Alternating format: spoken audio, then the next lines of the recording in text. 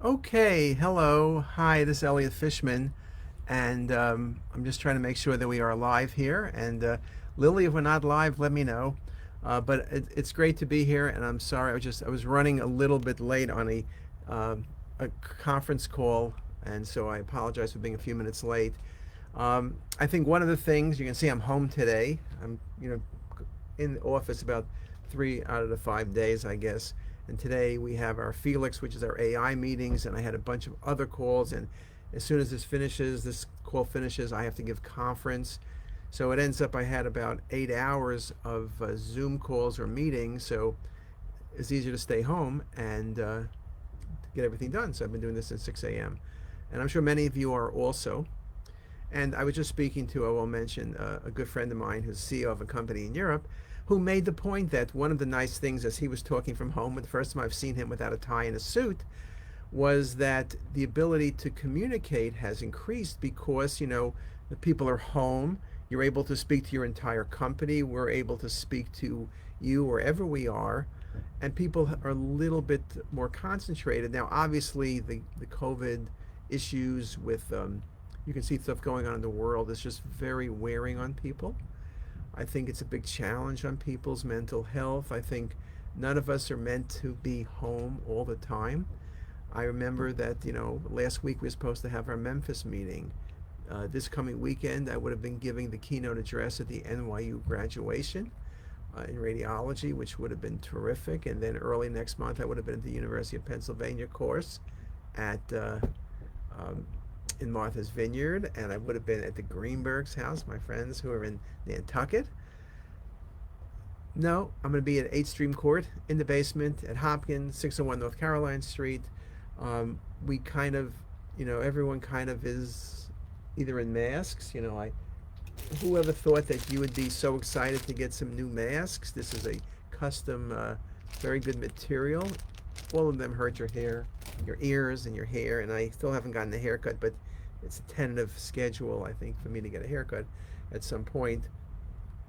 Um, but one of the things that you notice, and all of you have done the same, notice the same thing, and whether you're a resident or you're a fellow or you're faculty, or you're a radiology technologist in CT or ultrasound, MR, fluoroplane film, whatever, or you're nursing, is that right now we are so separated.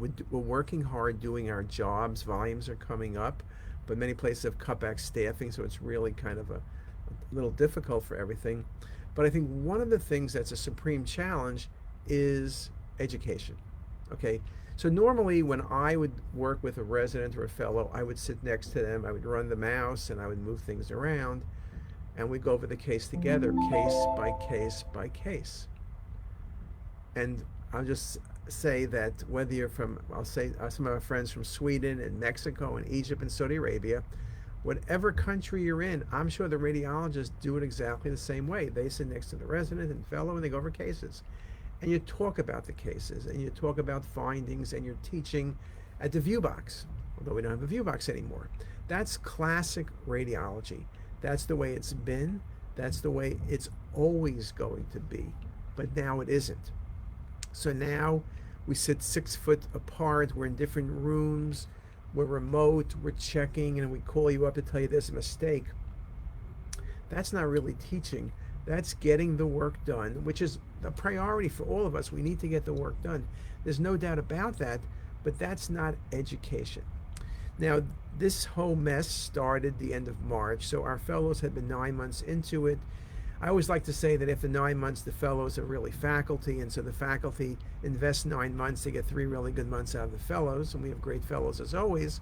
But it's not been that. You haven't really been able to take advantage of the fellows, and you haven't been able to keep up the teaching in the classic sense. Now, yes, we do conferences more. We have more conferences weekly, daily. When I finish this, I have a conference. Normally, I would give a interesting case conference, difficult case conference to the faculty, get about 10 to 15 people every other week. Now I'm giving a conference every Wednesday, 12 o'clock, and I'm giving it to the fellows, the residents, the faculty, both near and far. So instead of having 10 to 15 people in the room, we're having 40 to 50 people in the room. So in some sense, it gets more people to learn stuff, but it doesn't have the same feel. I'm sitting here, showing you PowerPoint slides rather than scrolling through on the computer to make things more efficient. And I guess I could do the scrolling because I do that when I do my multidisciplinary conferences. So I'm sitting here, the Zoom is on my screen, I bring up the case, I scroll through it, show the non-radiologist the findings and discuss the case. But here I'll do it on basically a PowerPoint presentation. But what do you do going forward? All of us, particularly academic places, recognize July 1st as a new crop of residents, fellows, med students. What are you going to do? You can't sit next to them. That's not allowed, right? You need social distancing. Now, I did review cases with Dr. Cameron the other day. He was about this far from me. I was at about 4 feet. He had a mask, I had a mask. But I was looking here, he was looking here, fine.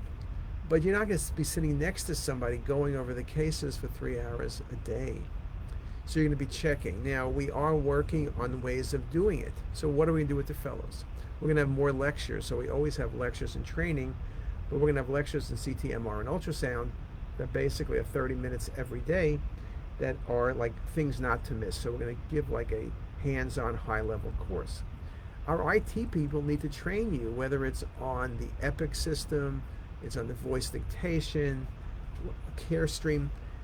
Usually you're sitting there and you're setting things up. How do you do these things remotely? Is surely going to be a challenge for all of us. So we're working on that very, very carefully. For the fellows, we tried to think, what is it that we can do to check the fellows' reports and then say, oh, this is right, this is wrong. That's not really going to be that doesn't work. That works maybe the last 3 months of the year. It doesn't work, in our opinion, getting started. What we're going to have to do is use Zoom. So with Zoom, you may not be together, but it'll be the same thing in some sense. If I'm on your screen and we're looking together and I'm going through the cases, we can talk and go through the cases. And perhaps you wouldn't rush as much. It might take a little bit longer. Obviously, everything's a little bit cumbersome. So we're working on getting all the fellows their own Zoom accounts, all of our faculty their own Zoom accounts. So, like right now when I do Zoom, my admin Stephanie will set it up for me so we're all here together. If I'm doing a Zoom, Facebook Live, I obviously do myself. Lily and the guys have trained me how to do it. So usually Lily would set it up for me. I'd come in. Hannah would have drawn a picture behind me. Now you see my son and Mark Garfunkel and a bunch of junk in the background. But I think it's truly a challenge. And the same thing with the residents. How are you going to train the residents? And didactic lectures are nice, but hands-on is really everything. So you're going to have to rediscover how to do hands-on. Is it going to take longer? The answer is yes. We've thought about it, though it's hard to do with tightly staffed. Should you have 1 or 2 people every day being just a teacher, where that person only goes over cases with the residents and fellows and you take the people who are your best teachers and they really go over the cases carefully and ask questions and do training. How do you do all that is going to be a challenge. The same thing, we interact closely with our techs. I speak to them on the phone, but it's not the same thing as being in the room or sharing pizza, right? It's not the same thing. And yet you need to manage to do that. And it's not really a trivial process. So I'm curious if anyone has any ideas, you can email us. We'll be happy to share them. What are you doing differently? What are you doing now that you have to do that you didn't do before, and how is it working? People can write articles about that. We have a talk tomorrow, actually. This person who's head of a company that does, as he describes it, new education for children, for people born after 2020, which means kids 10 and under. It's this amazing, where they're not teaching you to memorize 1492, Columbus had nothing to do, discovered America, yada, yada, yada. But they're trying to teach you problem solving and the skill sets you're going to need for the next century. Now, it wasn't like he came up with this company 3 months ago where people are trying to take advantage of the situation where schools are closed and everything is disorganized. They've been doing it for 5 years, and so this is kind of, if I was that company, it would kind of be like Zoom, right? Zoom was successful. They had 20 million users, but now Zoom has 300 or 400 million users. It wasn't like they changed anything or advertised better. It just became something you needed, and it was there. Okay, so that becomes very, very, very important. Let me say hi to Liliana. No, that's not Liliana. But I think that's going to be a challenge, and so I am interested in what things we can do. As I mentioned, we're going to try to use Zoom or its equivalent for going over cases. We're going to have more lectures. I also worry the fact that, when you have, I worry about this vacuum effect of attitude. And what I mean is, when you have fellows, most of you did your fellowship for a year, a bunch of strangers, but you remember a lot of the people fondly, some of them you're in contact with, because you have this common thing. We would have a dinner, we would go to this restaurant, we would have different things to do. You're not really doing that now. You're not allowed to go to a restaurant. I know in Baltimore, some of the restaurants now, as of a couple of days ago, can have tables 6 feet apart and everyone wears masks. You take the mask off while you're eating. I mean, you get a hole in your mask for a drink. I don't know. It's just not obviously something you're going to be doing. So how do you get people to feel warm? They just came to a place, they moved from somewhere to Baltimore, and now they're here with a bunch of people wearing masks who aren't in the same place as them, and you're not sitting around schmoozing like you would have done before. So I am very concerned that the experience people will have will not be as great, because you're just not going to have those nonsensical conversations about everything that's going on, or even the things related to helping people with jobs.